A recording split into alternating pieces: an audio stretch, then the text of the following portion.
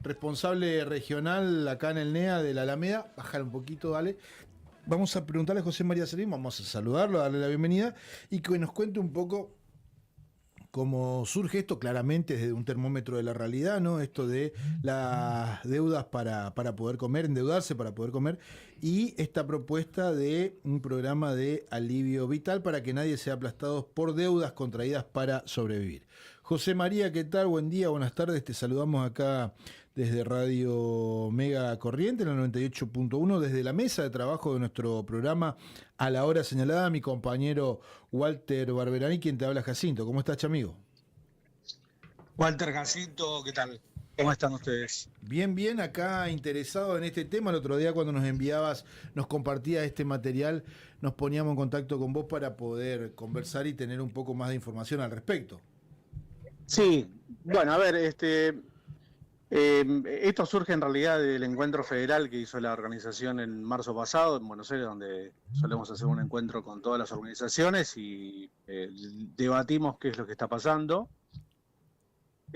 Así surge, y de alguna forma lo que tenemos que pensar, reflexionar es que en este momento lo que está pasando en las casas de toda la Argentina, ¿no? El crédito que históricamente servía para progresar, para comprar una herramienta de trabajo, arreglar un techo, hoy se ha transformado en un respirador artificial, porque la gente ya no tarjetea un lujo, ¿no? Hoy tenemos familias tarjeteando el sachet de leche, financiando en cuotas los antibióticos de los chicos o sacando un préstamo en una aplicación de celular para poder pagar la boleta de luz.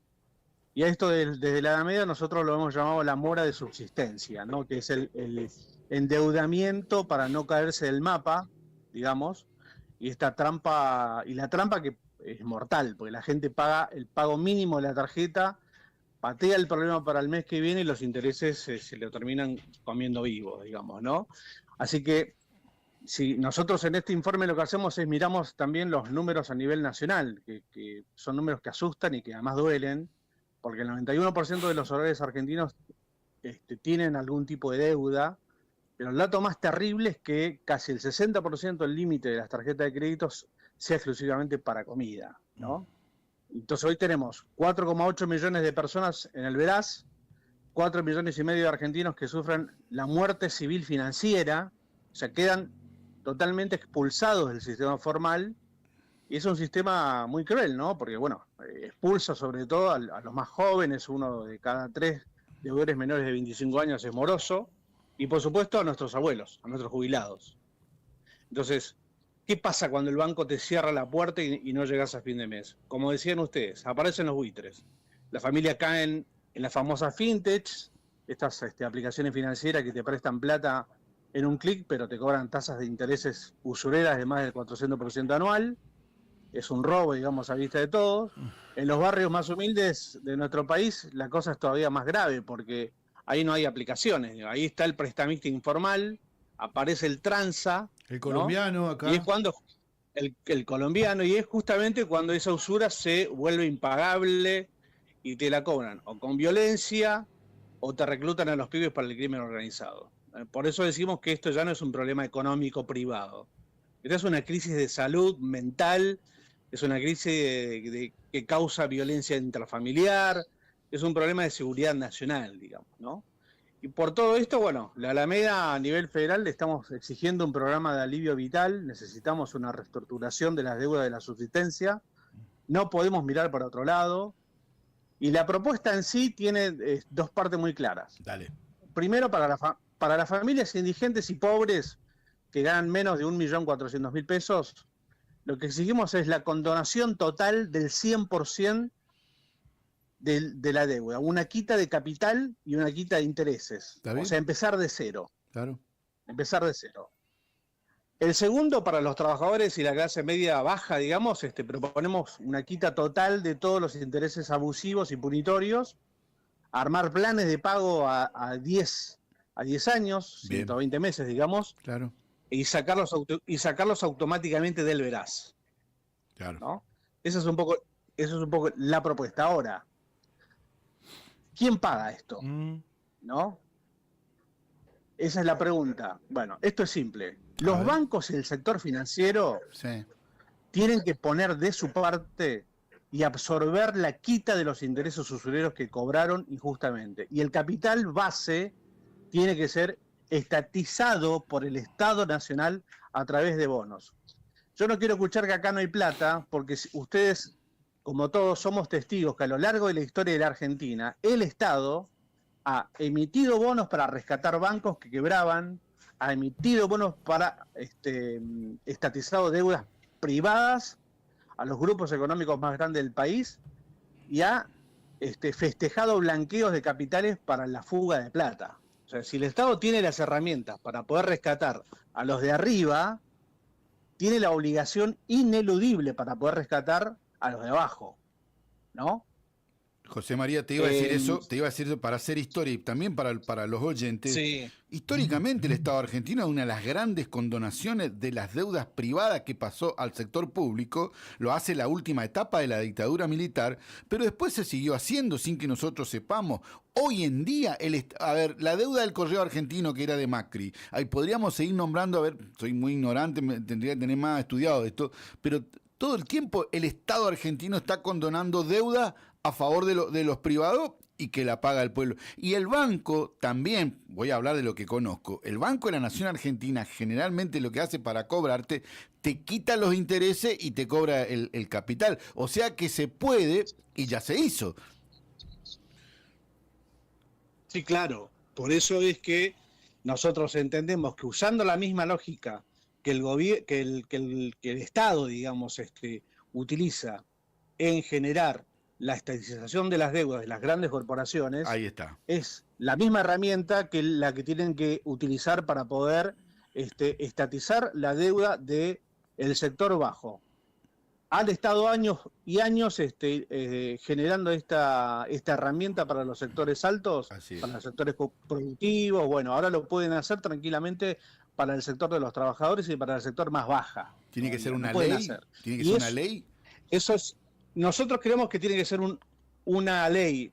Por ahora hemos visto algunas herramientas que han presentado. De hecho, esto lo he enviado a muchos diputados, senadores. En Corrientes han presentado un proyecto que me lo enviaron, que me llegó, pero bueno, por supuesto que no contempla al sector más humilde, no contempla esto que nosotros proponemos, que es la quita total del capital y de los intereses. Y hay otra cosa más que quiero decir, porque a mí me da mucha bronca cuando todos estos proyectos además tienen una herramienta que es la educación financiera, como si fuéramos todos burros y tan pelotudos que no podemos manejar la plata de nuestra casa. Entonces, ¿qué te están queriendo decir cuando presentan un proyecto diciendo, pero además hay que poner educación financiera? Nos están queriendo decir que este problema es nuestro. Claro. Este problema no es nuestro. No puede. ¿No? Es consecuencia. Y claro. Exactamente. Entonces, además, pero ese condimento de hacer un proyecto en el cual además todos los proyectos que actualmente existen hoy en día, que tienen que ver con esto de tratar de salvaguardar un poco la economía de las familias y de las casas, lo que hacen es generar más deuda, porque dicen, bueno, lo que pedimos es que el banco le genere, para poder cubrir esa deuda, un crédito, ¿no? Que va a ser un crédito mucho más amplio, ¿no? O sea, financieramente es viable, eso también, bien, pero no te alivia como nosotros estamos proponiendo, que es un plan sobre todo el sector más humilde, que es el más castigado, que aquellos que tienen un ingreso menor de 1.400.000 pesos en sus familias, ¿no? José María, permitime compartir esta información que también la quería compartir con mi compañero aquí en el estudio y aquí también. Tragedia, conmoción total. Un trabajador despedido de la fábrica Ilva del Parque Industrial de Pilar se suicidó arrojando bajo el tren. Hace 8 meses esperaba cobrar su indemnización. Un profundo dolor sacudió al grupo de ex trabajadores de Ilva tras conocerse la muerte de Javier López, operario del área de control de procesos, despedido luego del cierre de la planta del Parque Industrial de Pilar ocurrido a fines de agosto de 2025. Hace 8 meses esperaba cobrar su indemnización. Bueno, ese es un claro ejemplo de esto que venimos diciendo. Claro. Los problemas de salud mental que esto genera. Y esto está pasando además. No sé si ustedes han visto la última noticia, pero esto pasó, ahora se frenó un poco, pero pasó en el ejército argentino. Sí.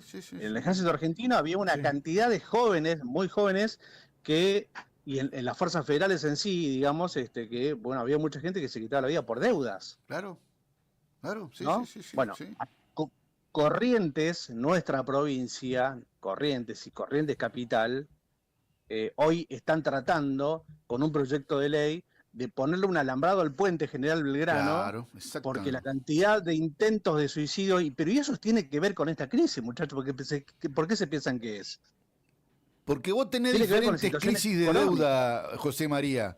En Reconquista, en marzo de este año, de un día para otro, en muy poco tiempo, se suicidaron 3 pibes en Reconquista, norte de la provincia de Santa Fe, y estaba, mirá lo que te voy a contar, José, estaba en el marco de las deudas con las apuestas en las que ingresaban a través del celular y que había invadido incluso las tarjetas de sus progenitores.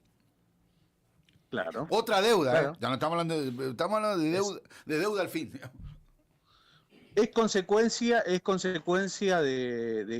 justamente esta grave situación, ¿no? Y me parece que es el Estado el responsable en este caso. A ver, con respecto a lo que tiene que ver con las fintech, por ejemplo, bueno, son las fintech las que tienen que absorber el costo, porque esto no es únicamente, cuando hablamos La de deuda fintech, financiera, no Mercado hablamos Pago. únicamente... Por ejemplo, la fintech es igual a Mercado Pago. ¿Esa es la fintech? Sí, La billetera sí, electrónica. La billetera Son electrónica. las fintech son todas, exactamente, son ellas las que tienen que absorber, porque además tienen esta fintech, con hacer un clic pero te cobran intereses usureros. Sí, Bueno, sí. la propuesta nuestra tiene que ver con esto, con que las fintech, en este caso las fintech, porque cuando hablamos del sistema financiero, no solo hablamos del sistema bancario y del sistema No puede. formal de las empresas, hablamos de todo el sistema financiero que también tiene que ver con las fintech. ¿Cómo van a hacer? Contame el camino, ¿van a hablar con diputados? ¿Están construyendo una plataforma? Permitime el término. ¿Esto se tiene que transformar en ley? Ojalá que Ya sí. hay respaldo, ya hay apoyos de algunos Gracias. sectores. Ahí está. Bueno, a ver, imagínense ustedes que ante una propuesta como esta, va a haber, sin duda, sí, estamos buscando, por supuesto, los compañeros en Buenos Aires, nosotros tenemos mucha conexión con muchos espacios políticos, estamos hablando, estamos intentando imponer, pero sobre todo estamos tratando además generar de que haya una agenda común, que la gente entienda de que esto puede pasar, porque si no, Claro. a ver, cuando uno entiende que el Estado, y no lo sabe, como bien vos decías hoy, se ha encargado durante muchos años de sí salvar empresas, las deudas de las empresas. Hasta hoy. Exactamente, tranquilamente pueden salvar la deuda de la clase trabajadora y sobre todo de la clase trabajadora más baja. Bueno, eso la gente lo tiene que saber. Y para eso tenemos que hacer docencia, para eso nos tienen que llamar de medios como ustedes, por lo tanto agradezco muchísimo esta conversación. Y por supuesto nosotros vamos a hacer nuestro trabajo de ir instalando esto en la agenda parlamentaria del Congreso de la Nación y ver Bien. qué diputados o qué sectores están dispuestos a poder trabajar con nosotros. Urgente, lo antes posible. Esperemos que sí, que tenga el respaldo político necesario. Ojalá que sí. Eh, Ojalá que la iglesia mueva sus hilos políticos también, que indudablemente lo tiene. Que indudablemente... No, nosotros con la iglesia hemos estado hablando, Bien. por supuesto que sí, con la iglesia hemos estado hablando de esta cuestión. Nosotros creemos que creemos que va a tener cierto impacto a medida que esto vaya avanzando y a medida que esta crisis que para nosotros se va a agravar. Se está grabando, Esta crisis José, se está grabando. Se va a grabar porque todos además estamos endeudados. Todos estamos endeudados. Acá hay que tener 2 fechas. Acá hay que tener fechas. Dale. En julio hay una fecha muy importante que tiene que ver con los vencimientos de la Argentina, que no se llega. Vencimiento con que el no fondo. se llega. Vencimiento con el fondo. Exactamente. Un vencimiento de 6.400 millones que no se va a llegar. Por ahora no sé dónde, por ahora yo entiendo que no se llega, según los datos de los economistas quienes hemos consultado. Las reservas no dan para poder, y si eso pasa, la Argentina no va a acceder, además nuestro riesgo país está muy alto, por lo tanto la Argentina no va a acceder a más crédito internacional, eso está absolutamente vedado. Y otra fecha importante es el 4 de noviembre de este año, en el cual se van a disputar las elecciones en Estados Unidos, en donde es muy probable, es más que probable, porque ya llevan 7, 8 elecciones con la última de hace 2 semanas atrás, en donde los republicanos han perdido y creemos que el 4 de noviembre van a recibir una derrota aplastante. Por lo tanto, inmediatamente se va a generar el pedido de juicio político al presidente Trump, lo cual va a ser sin dudas que si Trump cae, inmediatamente el que va a caer va a ser Milei. Ahora, yo no lo digo desde una cuestión golpista, somos demócratas, lo estoy diciendo de una cuestión lógica, estamos dando datos que tienen que ver con la realidad, nada más. ¿Y la primera fecha, disculpa, que se me fue? ¿Está más cerca de esa? ¿Julio? ¿Cuándo dijiste? La primera fecha. Es ahora en julio exactamente, no recuerdo cuándo, pero ojalá que no sea el 9 de julio, José María. El vencimiento, ojalá que no sea el 4, el día de la independencia. O el 4 de julio. Ojalá sea el 4. Bien. Le recordamos de paso, ya que estamos, le recordamos a la audiencia que José María Servín, los muchachos de la Alameda, claro. tienen un programa acá en la misma emisora. Excelente.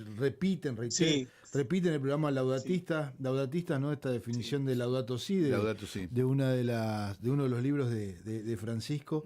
La semana pasada andábamos con ganas de conversar con Gustavo Vera a partir del motivo de la excusa de cumplirse el primer aniversario del fallecimiento, de la partida física de Francisco. Los muchachos de la Alameda, José María, Gustavo, demás, tienen su programa aquí en la Mega. ¿Los miércoles repiten después de nosotros? Los miércoles. Los jueves. Acá los me jueves. dice, te está enterando ahora, acá me dice que cambiaron. Por que la son los deuda que miércoles. tenés, te pasamos al miércoles. Perdón, sí, habíamos cambiado, sí, perdón. Parece que no pagaste lo que debía. Mirá que Martínez es bravo. Miércoles. Sí, cambiamos, es verdad. Miércoles a las 13:30. Después pegado a la hora señalada. Qué bueno, che. Después le cobramos lo que dejamos nosotros. la cantidad de audiencia que le dejamos. José María, muchísimas gracias, muchas gracias. No, lo último que fue muy destacado por otros medios, este aniversario del homenaje que le hicieron al Papa, donde también participó la Alameda, ¿no es cierto? También participó Valdés, los amigos íntimos de Francisco, y la vigencia del pensamiento el Parla Sur. El Parla Sur, claro, exactamente, gracias, lo del Parla Sur. Y la vigencia del pensamiento de Francisco, ¿no?